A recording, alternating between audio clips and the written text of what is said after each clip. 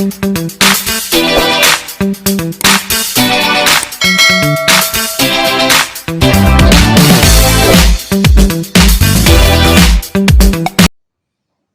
kita sekali lagi saya katakan kepada Anda, kalau amanat tersurat aja kita bisa paham, tadi kita dapat tadi. Kalau selama ini Anda mungkin bacanya nikmati, tapi setelah kita mencermati, banyak sekali amanatnya dari Keraup Bekasi itu. Tadi ada yang mengatakan dua tambah lagi satu tambah lagi, minimal tadi ada 5 amanat, ya. Artinya amanat itu yang kita harus resapi. Artinya puisi itu sudah memberikan amanat yang tertulis pada kita. Itulah yang dikatakan manfaatnya puisi. Ada manfaatnya, dia memberikan pesan. Nah kalau itu kita resapi, lah orang lain dulu mencapai kemerdekaan itu nyawanya saja dikorbankan. Kita yang merasa tidak dijajah, menurut kita nih, kita tidak dijajah lagi. Karena ada baru kemerdekaan 78 tahun kemerdekaan kita. Apa yang bisa kita berikan? Kita hargai perjuangan mereka. Yang jelas, yang pertama itu yaitu menjaga kemerdekaan itu. Karena itu banyak para politisi, para pengamat merasa kalau negara kita itu misalnya ada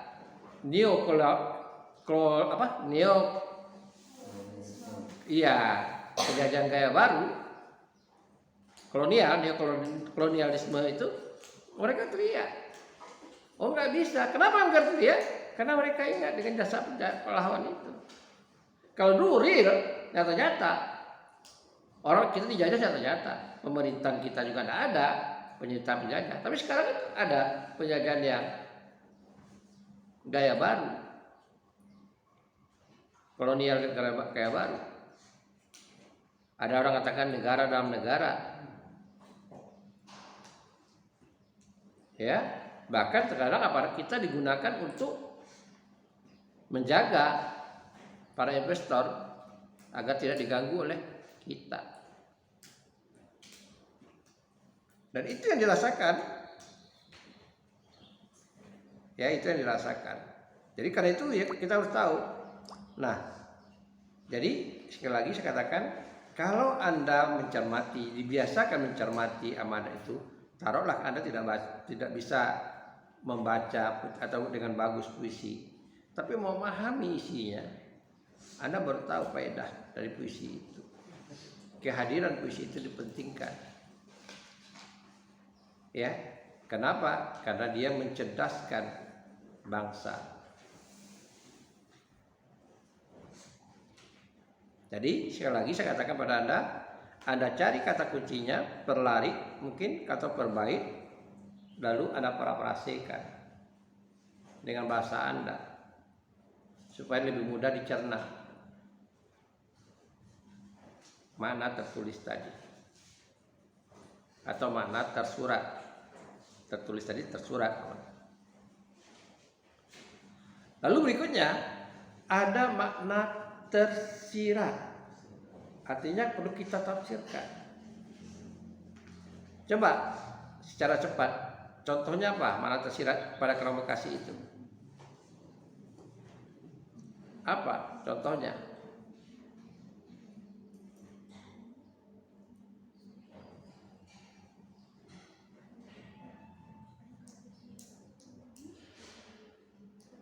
Apa contohnya? Mana tersiratnya?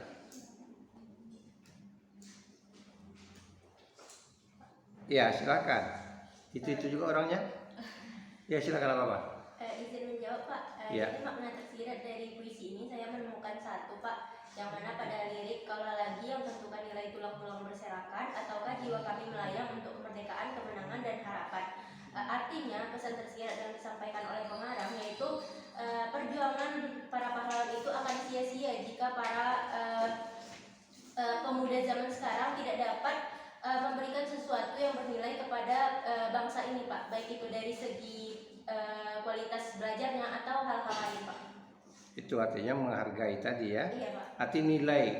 Kalau kita lihat contohnya begini, ada orang yang menganggap sesuatu hal yang biasa. Ya. Misalnya begini, ada barang yang hilang. Ya. Barang hilang. Kalau orang lain melihat sebuah barang yang hilang itu hal yang biasa, beli aja barang baru. Tapi ada orang yang merasa itu penuh kenangan. Penuh dengan kenangan. Banyak orang kaya sekarang dia menyimpan misalnya sepeda ontel atau gerobak, karena dia pernah hidup di situ dengan alat itu. Diabadikannya, dimuseumkannya di rumahnya untuk mengenang anak cucunya. Dulu saya pernah begini. Supaya apa? Supaya anak cucunya bisa mengenang sejarahnya dia. Sama dengan pahlawan yang tadi kami hanyalah tulang-tulang berserakan. Artinya sudah jadi mayat, tinggal tulang-tulang berserakan aja. Tapi kalau kita ingin menghargai apa prinsipnya? Dia tuh jadi tulang-tulang berserakan itu bukan kemauannya dia. Dia mati itu karena penyebabnya ada. Karena dia berjuang. Berjuang kenapa? Karena ingin merebut kemerdekaan. Itu tadi ya. Itu secara interpretasi teman Anda. Tapi di atas itu ada lagi. Kami yang kini terbaring antara Kerawang dan Bekasi.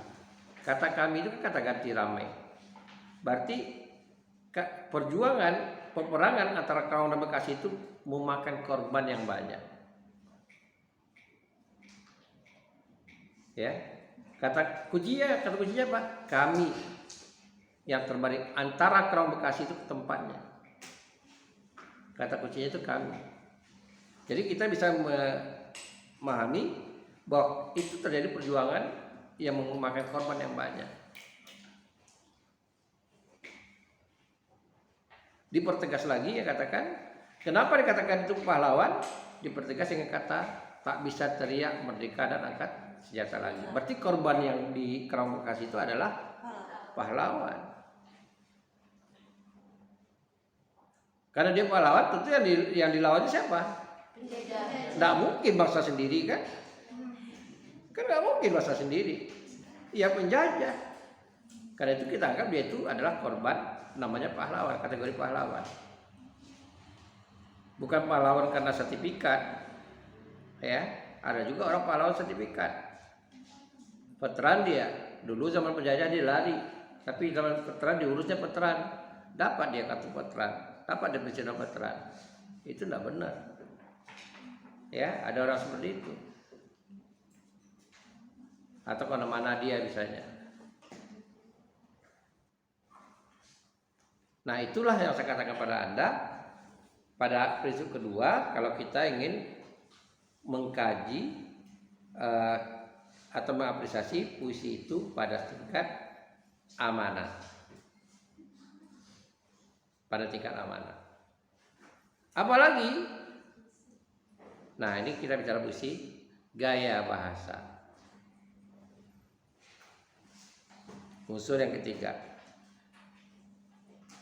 gaya bahasa.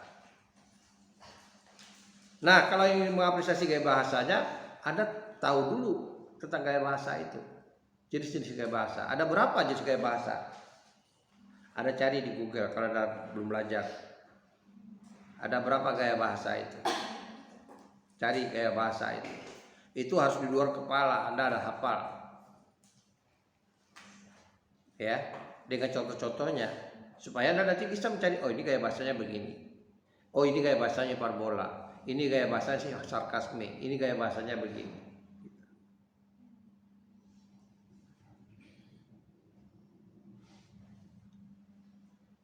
Itu kuasai dulu, ya, kuasai dulu tentang gaya bahasa. Ada berapa gaya bahasa? Ada berapa? Anda mengkategorikan ada 4, ya. Oke, apa saja? Majas perbandingan, majas pertentangan, majas pertautan, ya. Majas perulangan. Itu majas, kategori majas 4.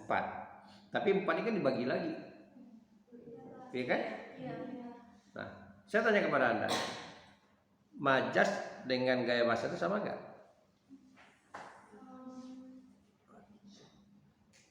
Coba lihat di kamus. Apa artinya pengertian majas itu?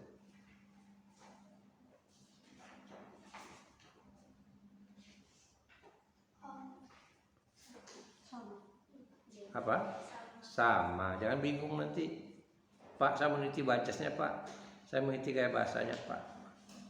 Tadi bicarakan 4. Tadi kan ada kelompokan 4. 4 itu ada jabarannya lagi, ada pecah-pecahnya lagi kan? Iya, Pak. Nah, ini saja perbandingan. Hiperbola masuk majas mana?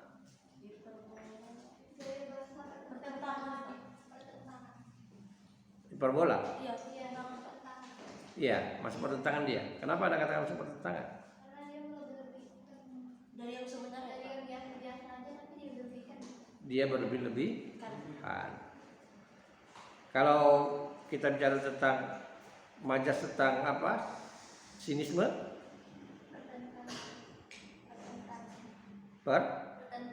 Benar? Sindiran? Masuk pertentangan. Jadi Anda harus tahu tadi, ya. Itu kuasai dulu. Itu dikuasai dulu. Paham? Tapi kalau Anda tidak menguasai itu, Anda tidak mungkin bisa mengapresiasi gaya bahasa.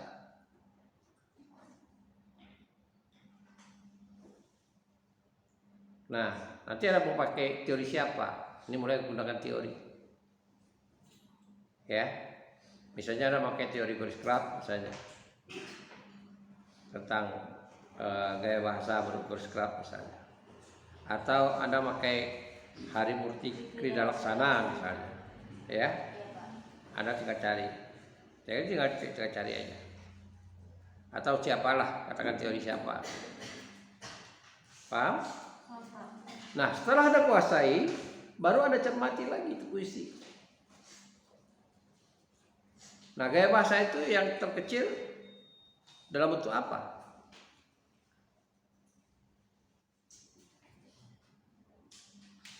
Kata, frasa, klausa atau kalimat? Kata. Artinya diksinya harus paham. Itu yang paling kecil.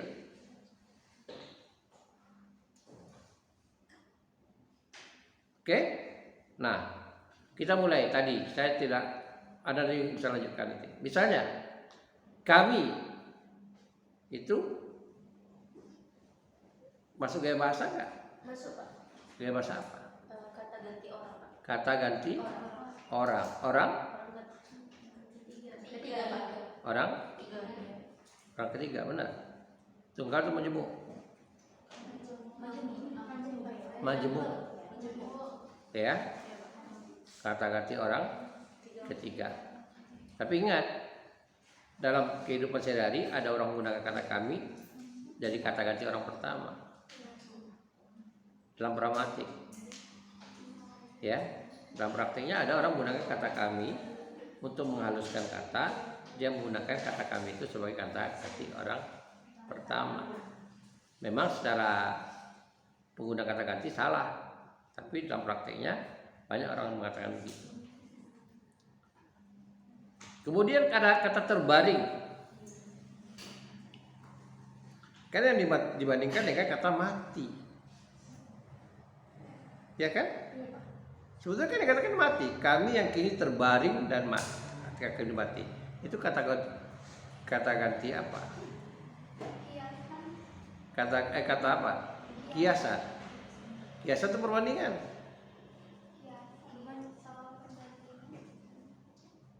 Gaya bahasa kiasan atau gaya bahasa perbandingan?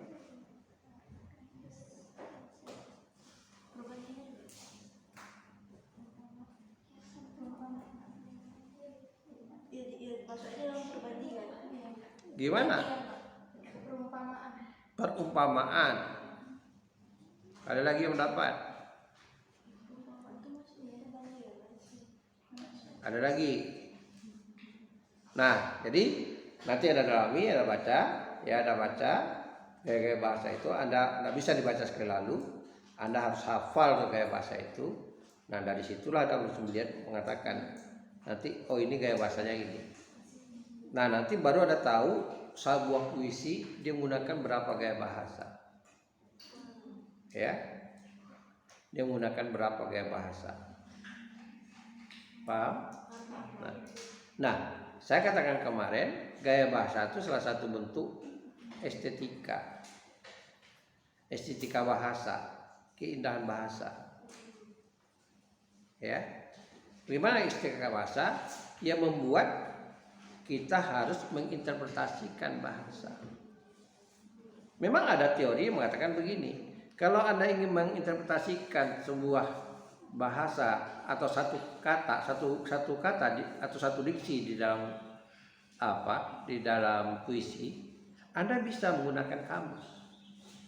Tapi jangan dipegang arti kamus itu, karena kamus itu artinya makna yang disampaikan itu makna denotasi. Tapi jalan masuknya. Ya. Kenapa? Karena makna konotasi itu menyamai sifat. Ya, menyamai sifat. Jadi ada kesamaan sifat membuat makna konotasi. Jadi keterkaitannya dengan makna denotasi ada keselarasannya tentang sifat dari arti dari sebenarnya. Saya beri contoh, misalnya Khairul kemarin, aku ini binatang jalang. Dia kan bukan binatang, tapi sifatnya kayak binatang yang jalang.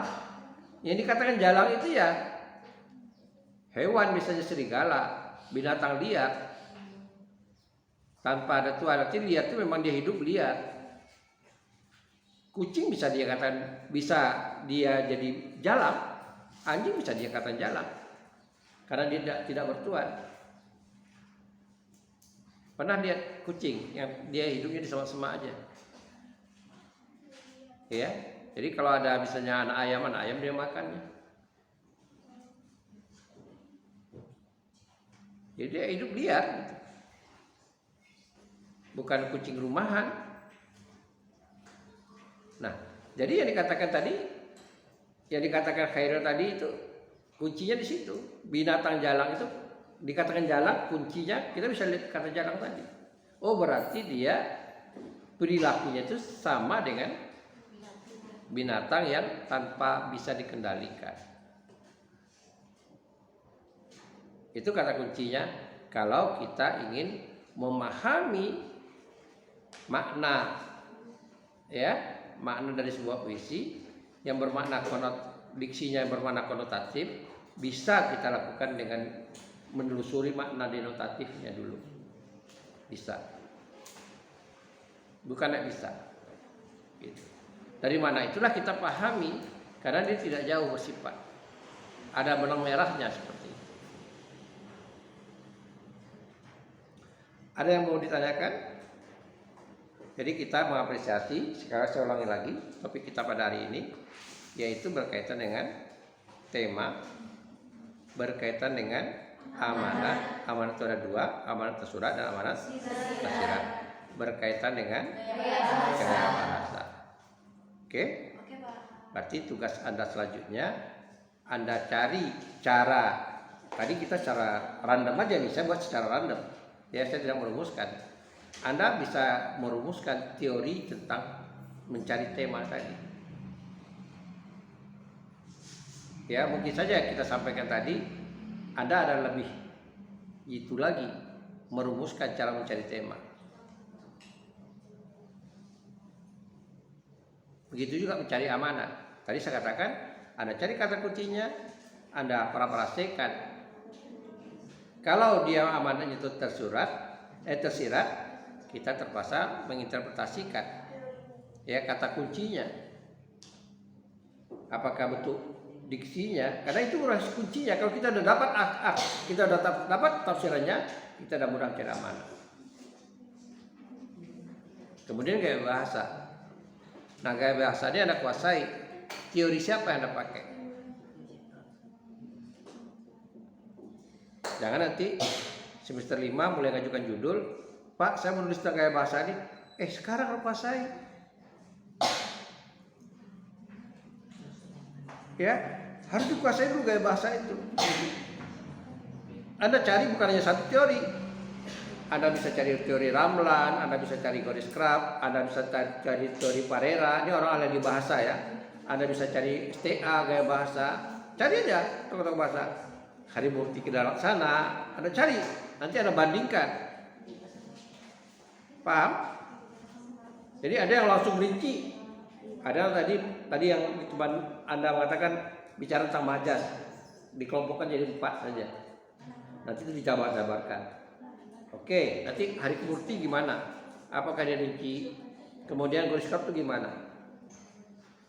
Anda cari titik temunya. Jadi Anda sampaikan nanti. Ini menurut gaya bahasa begini.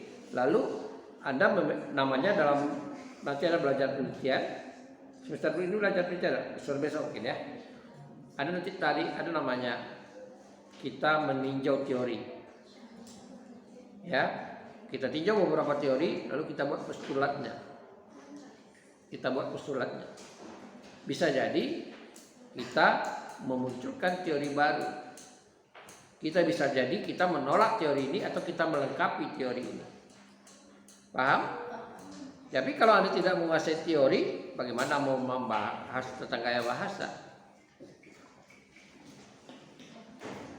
Ngerti? Nah, karena itu nanti Anda bisa total satu puisi ini jumlah gaya bahasa yang dipakainya seperti begini. Misalnya Anda bicara tentang gaya bahasa citraan misalnya. Oh, citraannya ini banyak citraan penglihatan misalnya. Ya, kenapa? Karena dia bicarakan tentang orang ketiga. Tapi kalau dibicarakan misalnya dia bicarakan tentang orang pertama, lebih banyak dia menggunakan citraan rasa. Kan beda. Kalau orang ketiga, kalau dalam puisi orang ketiga kita bicarakan, ada di luar kita. Tapi kalau pribadi kita, citraannya rasa. Gitu. Sampai di situ ada mau tanyakan? Ada? Ada? Kita mau istirahat? Ada? Jadi sekali lagi Anda boleh memilih bentuk puisi apa saja. Ya. Bentuk puisi apa saja. Jadi tugas Anda cari temanya, cari amanatnya, lalu gaya bahasa. Ya. Itu bukti Anda paham dengan kuliah kita hari ini. Saya ulangi lagi, Anda cari puisi apa saja. Pak, saya meneliti lagu, silakan. Kategorinya kan puisi. Ya, silakan. Oke. Nah, berkaitan dengan gaya bahasa, Anda tegaskan gaya bahasa teori siapa Anda pakai. Paham? Nah, jadi teori siapa Anda pakai? Gaya bahasa teori siapa Anda pakai? Harimurti kah? Ini saya sebutkan bukan hanya terbatas pada itu ya. Goris Krab kah, Ramlan kah, Parera kah, atau yang lain-lain gitu. Bagaimana cara mencarinya? Langkah tercepat karena ini berkaitan dengan tugas Anda tinggal cari di Google atau di YouTube. Ya, tadi sudah saya tunjukkan, cuma kita belum menggunakan YouTube ya. Anda tinggal cari, ketik YouTube, di YouTube Anda tinggal sebutkan, muncul itu tentang gaya-gaya bahasa. Jadi objeknya ya Anda buat pengantar, kita mencari tadi, lalu Anda cari objeknya, Anda apresiasi. Boleh lagu, tidak ada masalah. Tapi saya ingatkan lagi, Anda jangan terlalu panjang mengutip karya cipta orang. Karena nanti melanggar hak cipta. Anda siap capek-capek membuat konten atau dihapus oleh YouTube. Paham? Nah, di belakang paham? Paham tak dengan tugas? Jangan paham nanti seperti mahasiswa semester 1. Paham Pak, satu tugasnya salah. Teorinya benar, tapi ketika membuat kontennya salah. Pengantar teorinya benar. Ya. ini saya beri contoh aja pada Anda, misalnya kan Anda udah belajar, kita belajar teori struktural genetik, tapi ketika dia memberi contoh bukan struktural genetik, tapi pendekatannya teori struktural genetiknya tidak ada. Nah, jangan sampai seperti itu, ya. Dan ini pertemuan kita yang ketiga, ya. Saya ingatkan pada Anda, saya akan evaluasi 4 tugas pada pertemuan yang kelima. Artinya apa? Anda harus ansur tugas Anda. Jangan numpuk pas kuliah ke-8 lalu buru-buru buat konten. Ya, jangan. Jadi saya warning sekarang ini, nanti saya ketua tingkat, sekali lagi linknya, ya, saya ingatkan linknya YouTube Anda itu dimuat di grup A dan B. Ini puisi dan fiksi kan beda grupnya. Jadi yang puisi tersendiri dibuat linknya, ya, seperti biasa, paham? Berdasarkan absen. Karena saya repot nanti mencarinya, memindahkan ke belangkonya, ya. Dan itu jangan dihapus linknya itu, oke? Nah, itu Anda sudah masukkan linknya itu pada pertemuan minggu depan, pertemuan keempat. Jadi habis pertemuan keempat saya udah koreksi. Saya beri waktu Anda beberapa hari untuk konten, supaya saya juga tidak repot dan numpuk, tensi saya nggak naik. Anda bayangkan aja 4 kali 100 saja, ada berapa konten? 400. Ya, apakah tensi saya naik? Tapi kalau diansur-ansur supaya nanti tidak numpuk nanti di UTS. Berarti saya tinggal memeriksa tugas Anda yang kelima, 6, 7, 8. 100 lagi. Paham? Jangan ada yang namanya komplain, Pak saya lengkap, Pak saya aktif, Pak, tapi konten Anda salah. Ada komplain ke saya, Pak saya kok dapat amin. Saya katakan karena saya dosen, bukan Anda yang dosen. Jadi bukan jangan buat konten saja, Anda pelajari betul materi kita. Materi kita hari ini yaitu mengapresiasi unsur intrinsik, yaitu berkaitan dengan tema, bagaimana mencari tema, kemudian amanat itu ada 2, dan gaya bahasa. Nah, bukti Anda mengerti, Anda buat konten, ada objek yang Anda lakukan. Mau puisi mau ulis silahkan, lagu Lesti Pak silahkan, tidak ada masalah. Oke, nah tapi jangan pula lupa nonton konten teman. Saya kan udah siap konten, tidak perlu nonton konten. Anda boleh bandingkan dengan karya teman Anda. Minimal Anda satu konten misalnya konten tugas pertama, minimal 1 orang penonton 5 teman. Karena itu saya katakan isi absen. Oh hari ini saya nonton teman yang nomor 1, nomor 2, nomor 3, nomor 4. Tugas kedua 6, 7, 8, 9, 10 gitu.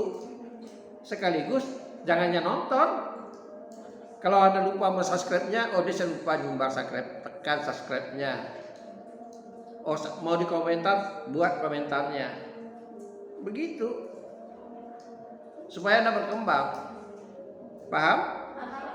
Target kita, ini target saya sampaikan kepada Anda, untuk YouTube Anda UTS nanti sudah 200 minimal subscribe-nya, minimal itu. Yang udah lebih itu udah syukur. Saya akan cek nanti Anda ada berapa orang yang subscribe, Anda ada berapa. Jadi Anda ingat masih ada yang di bawah 20, berarti nggak berteman. Ya, dengan lokal tidak berteman gitu.